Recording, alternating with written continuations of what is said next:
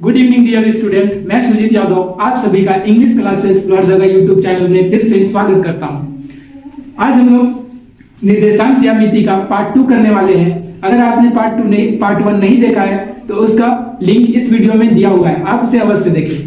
ठीक, तो अब हम लोग क्वेश्चन दे करके चलते हैं 3 से 4 नंबर का क्वेश्चन।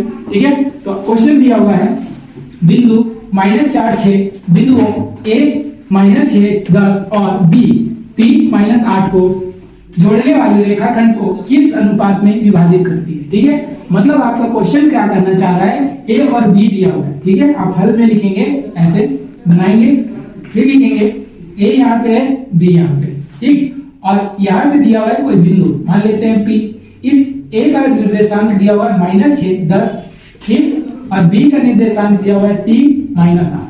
ठीक है, और ये जो P दिया हुआ है जो इस दोनों बिंदु को जोड़ रहा है, ठीक है, उसका निर्देशांक दिया हुआ है -4 6। ठीक है, अब पूछ रहा है कि ये जो रेखा जोड़ने वाली रेखा है वो इस बिंदु को, इस रेखा को किस अनुपात में विभाजित करती है। ठीक है, तो इसमें विभाजन क्या हो जाएगा, इसे हम लोग मान लेंगे M1 और इसे मान लेंगे M2। ठीक, तो आप यहाँ पे लिखेंगे माना बिंदुओं A और B को, A और B को बिंदु P,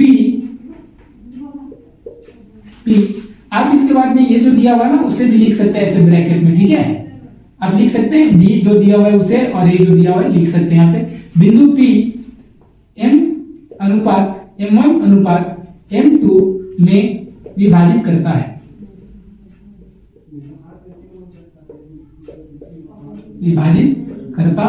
ठीक है। अब जो विभाजन सूत्र है उससे लेते हैं। ठीक है, देखिए विभाजन सूत्र में क्या होता है, हमें क्या चाहिए, तो हमें चाहिए x1। ठीक है, तो x1 क्या है, यहाँ से देखिए इन दोनों से हमें क्या चाहिए, ये x1 दिया हुआ है -6। ठीक है, x2 दिया हुआ है 3 और उसी तरह y1 दिया हुआ है 10 और y2 दिया हुआ है -8। ठीक, और उसी तरह ये जो दिया हुआ है उसे हम लोग मान लेंगे x दिया हुआ है -4 और y दिया हुआ है 6।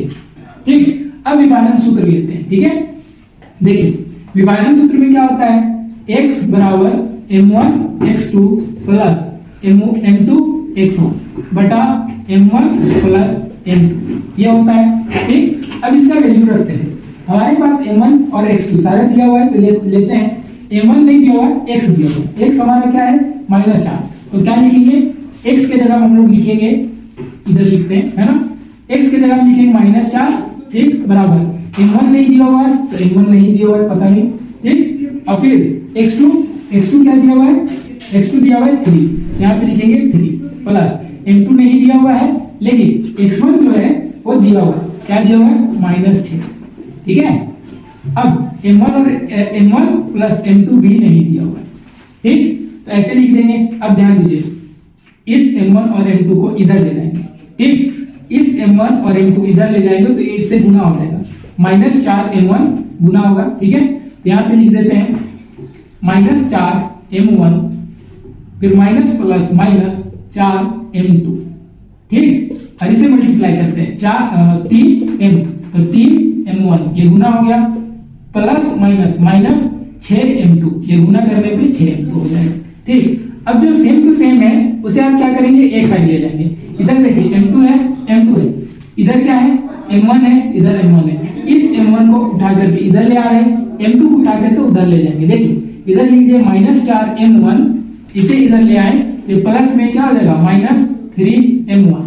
ठीक, इधर क्या है बराबर में, उधर है -6 m2 और ये क्या है -4 m2, उधर जाएगा क्या होगा +4 m। अब जैसे अब इसे सॉल्व करते हैं ना, यहाँ पे देखिए माइनस प्लस का काम होगा तो क्या होगा 4 और 3 7 हो गया। ठीक, m1 था तो m1, लेकिन साइन बढ़ेगा तो -m1। ठीक, फिर यहाँ पे इक्वल है तो इक्वल देंगे।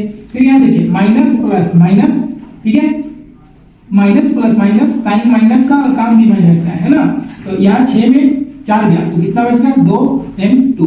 ठीक, अब क्या करेंगे, इस m1 को m1 लिख दिए, m2 इसके बीच में गुना है तो m2 को इधर ले आएंगे तो गुना बराबर के इधर जाएगा तो भाग में लग जाएगा। ठीक, उसी तरह ये जो माइनस और माइनस कट गया इधर पे ही बचा हुआ है 2 और ये 7 गुना में तो नीचे चला जाएगा 7।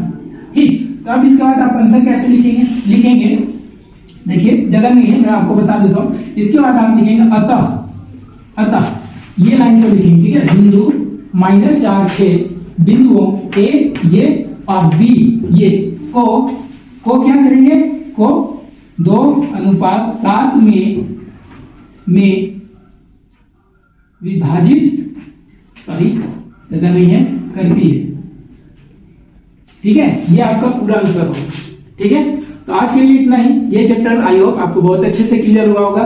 इसके बाद हम लोग नेक्स्ट चैप्टर लेकर आएंगे। आप नेक्स्ट कौन सा चैप्टर पढ़ना चाहते हैं इसे कमेंट में अवश्य बताएं, ठीक है। आज के लिए इतना ही, धन्यवाद।